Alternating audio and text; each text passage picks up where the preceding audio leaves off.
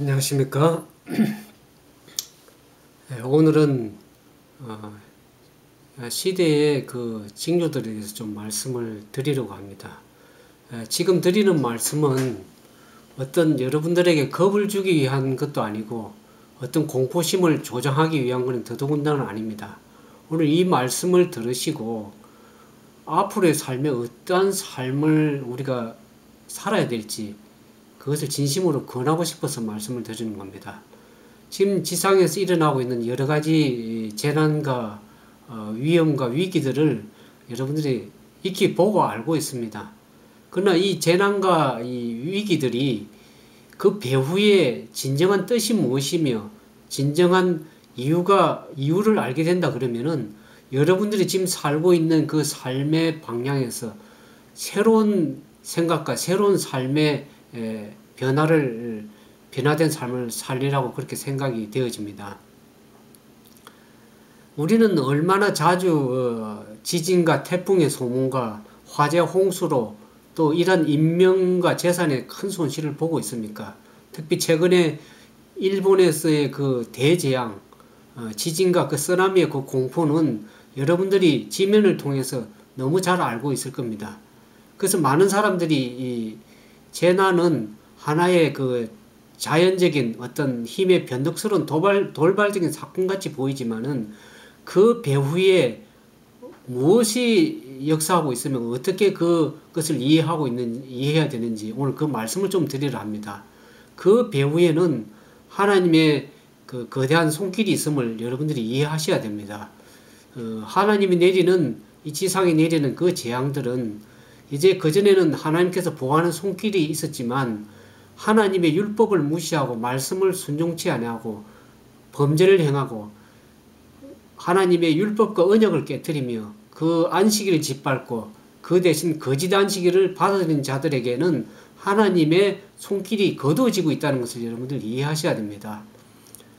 이 재난의 진정한 목적은 이 재난을 하나님께서 허용하시는 것은 온 세상으로 하여금 그 주의를 기울이고 죄인들로 하여금 그분 앞에 경외하고 두려워서 떨게 하기 위한 하나님의 목적이 있습니다. 예수님 당시에도 예수님께서 그분의 제자들에게 하신 말씀이 있습니다.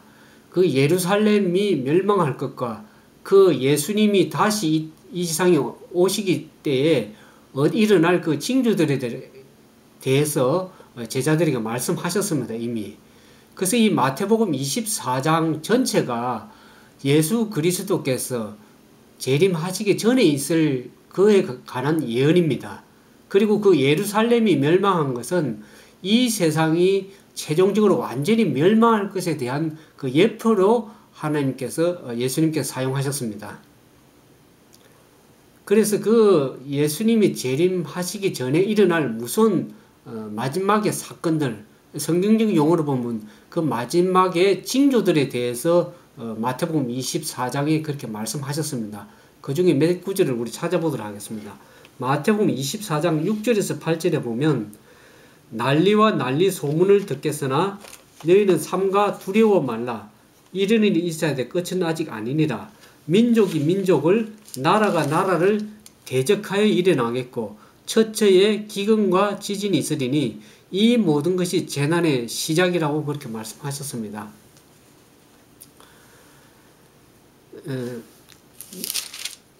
난리와 난리 소문은 한국말로 이렇게 표현됐지만 영어 성경에는 전쟁과 전쟁들의 소문에 대해서 말씀하셨습니다.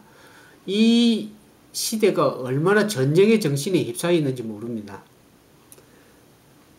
그러면서 민족이 민족을 나라가 나라를 대적하여 얼마나 지금 많은 민족 간에 투쟁을 하고 있습니까? 리비아 사태를 보셔도 여러분 잘 아시고 남한과 북한 사이에도 같은 민족끼리의 그 전쟁의 정신은 얼마나 빈번히 일어나고 있는지 알 길이 없습니다. 그러면서 여기 보면 처처에 기근과 지진이 있으리라. 이 처처에라는 말을 여러분들이 성경을 좀 예언에 대해서 좀 이해하기를 원하시면 저희 인터넷 홈페이지 요한계시록 다니엘서 이런 게 잘 연구해 보시면 이 과거의 요한계시록 8장에 보면 그 재난들이 3분의 1이나 그러니까 일부분적으로 일어났지만은 이제는 그 사건들이 부분적이 아니라 전 세계적으로 도처에 일어나는 사건이 될 것입니다. 그래서 처처에라는 말을 영어 성경은 in various places, 여러 곳곳에 이제는 부분적으로 일어나는 게 아니라 도처에 곳곳에 세계적인 그러한 재난들이 일어날 것을, 기근과 지진이 있을 것을 말씀하셨습니다.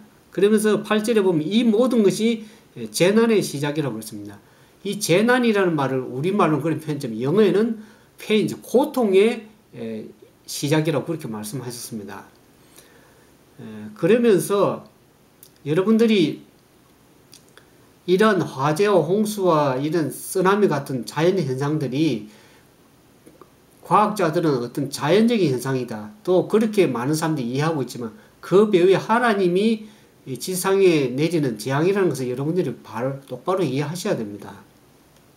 그러면서 마태복음 24장 33절에 보면 이와 같이 너희도 이 모든 일을 보거든 인자가 가까이 곧 문 앞에 이른 줄을 알라고 그렇게 말씀하셨습니다. 그러면서 이 징조들을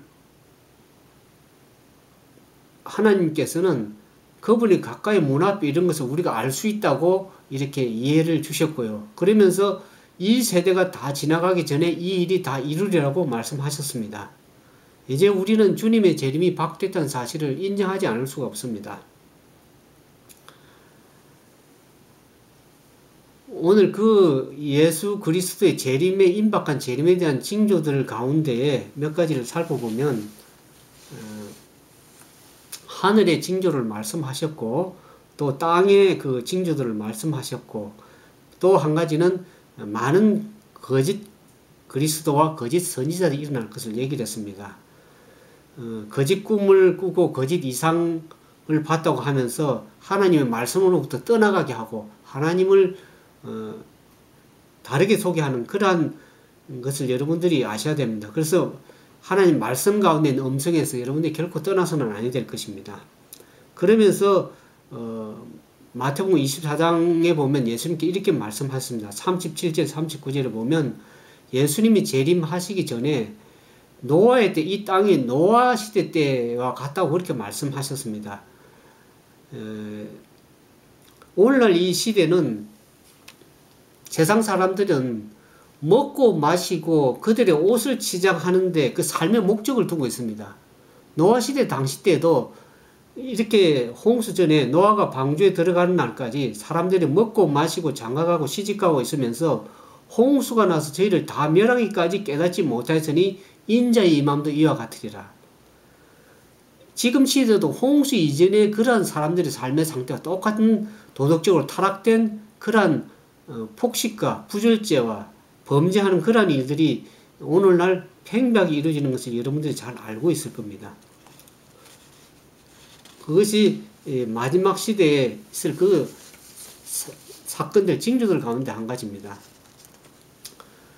그리고 노아 시대 당시 때에는 어떤 상태였냐면 많은 사람들이 진리를 반대편에 있었고 거짓께서 현혹되어서 그 땅에서는 강포가 충만했습니다. 그래서 오늘처럼 전쟁과 범죄와 살인 등이 그 당시 노아 당시 시대의 사회 모습이었습니다.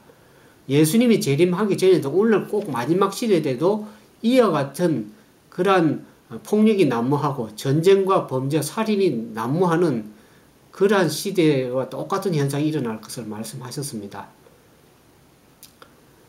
그러면서 전쟁과 재난은 항상 있어 왔지만은 예수님이 재림하기 전에 이와 같은 전쟁과 재난들은 급속하게 연달아 계속 올 것인데 주께서 일어나시어 무섭게 지구를 흔들 것이라는 것을 말씀하셨습니다. 우리는 이 마지막이 이르렀고 은혜의 기간이 지금 끝나려고 할 상태에 우리는 하나님을 찾고 그분이 가까이 계실 때 그분께 부르짖는 그런 삶을 살아야 될 것입니다. 그러면서 예수님 재림의 징조 가운데 또 다른 사건은 많은 홍수와 화산 폭발까지도 종교저술가는 그렇게 기록을 하셨습니다. 이 지구 내면에 감춰졌던 물질들이 분출돼서 지구 표면으로 터져 나올 때 그것을 우리가 막지도 못할 뿐만 아니라 일단 터져 나오면 이 물질들이 사람들에게 많은 마을과 도시로 용암이 홍수처럼 흘러 넘치게 될 것을 말씀하셨습니다. 그러면서 또 마지막 시대의 사건 가운데 범죄와 기근과 역병, 특히 한국에는 구체적으로 많은 재앙과 같은 그런 일들이 빈번히 발생하고 있는 것을 여러분들이 경고를 통해서 또 이해하셔야 될 것입니다. 그래서 우리는 이와 같은 재난과 위기 때에 주님의 오심을 바로 이해하고 우리가 하나님께 진정으로 회개하고 우리 주 예수 그리스도를 믿음으로 말미암아서 마지막 이 재난에서 준비할 수 있는 그런 여러분과 제가 되기를 바라면서 오늘 이 말씀을 마치도록 하겠습니다. 감사합니다.